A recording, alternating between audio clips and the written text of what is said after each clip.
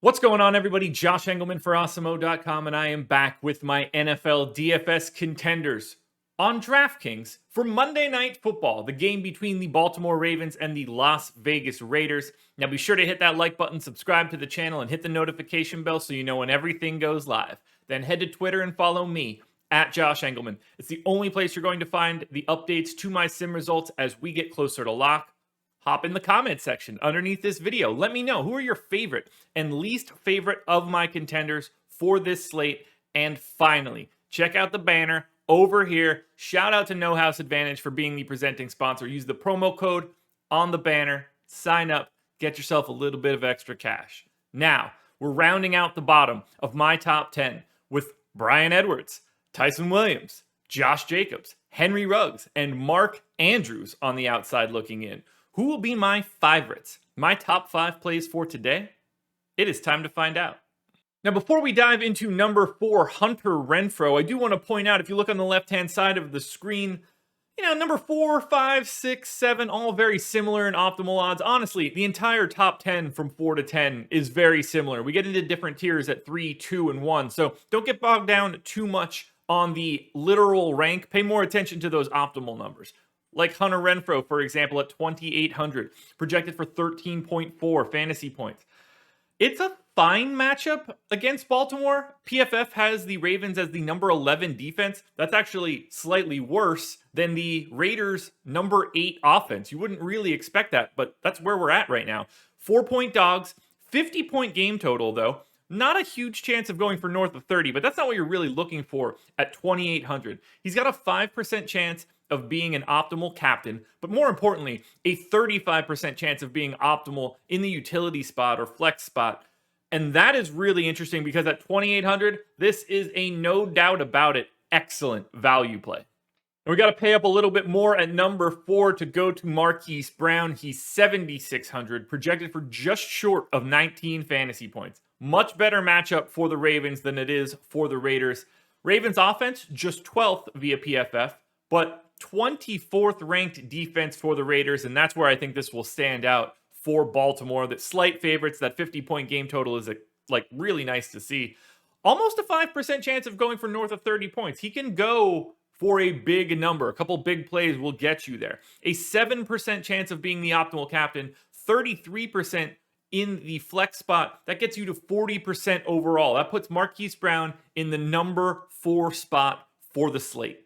Now is when we start entering a different tier. 10,800 for Darren Waller. This shouldn't be all that surprising. Waller is essentially a wide receiver in a tight end position. 21 projected fantasy points. Slight dogs, that's fine. I like this Raiders offense. Watch the breakfast menu, by the way. I can tell you how much I like this Raiders offense. Almost a 10% chance of going for north of 30 fantasy points.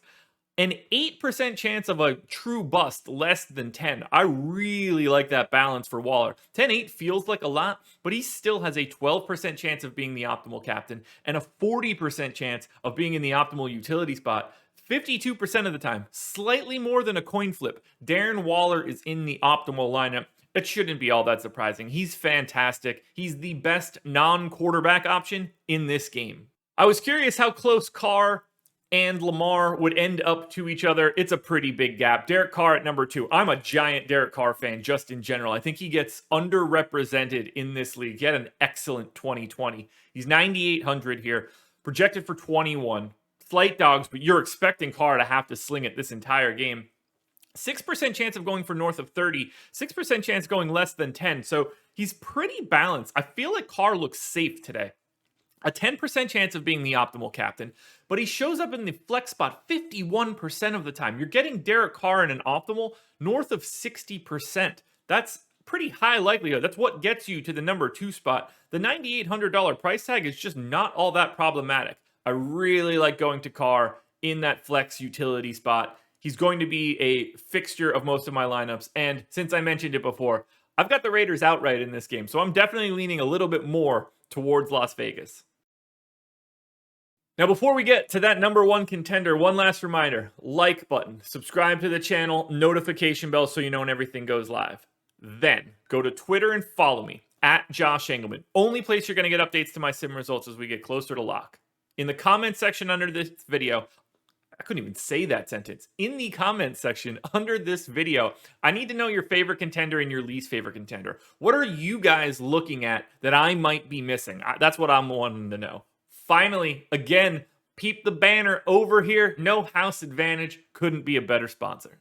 As if there was any choice to who would be the most frequent optimal guy in this game, it's clearly Lamar Jackson, coming in at a crisp 79% chance of being in the optimal. He's 12,400, projected for 24 fantasy points. You know exactly what he's getting. You know how high the floor is for Lamar because of his legs.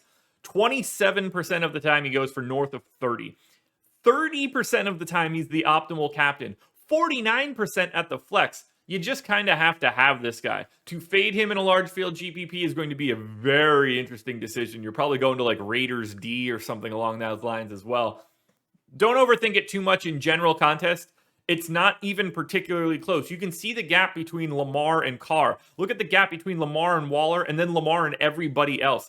He's almost doubling up. He's doubling up the bottom of my top 10. He is unquestionably the most frequent optimal play today. You should be using Lamar Jackson a lot.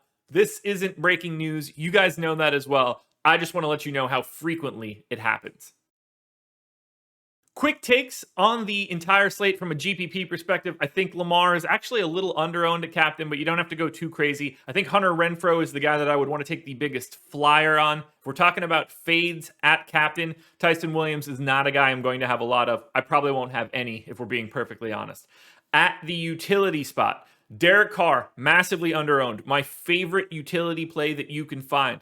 If we're looking for other guys that I think are massively under-owned, that would be Henry Ruggs, Justin Tucker. So don't be afraid to get some kickers in this one. And then Hunter Renfrow, unquestionably the most under-owned guy in this entire game. If we're talking over-owned at utility, I think Lamar's a little too heavy there. I like him more in the captain spot. Kenyon Drake, not a guy that I'm trying to get to all that frequently. Lat Murray, not a guy I'm trying to get to. 16% ownership right now looks a little high. Those are my likes and my fades. And that is the end of the contenders.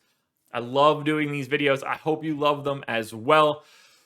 Whew, it's going to be a good one. We've got plenty of content for this slate. Showdown strategy, Showdown deeper dive, Showdown live before lock. Make sure you're watching all of that good stuff. Good luck tonight, everybody. I will be back again on Thursday for another edition of the NFL Contenders.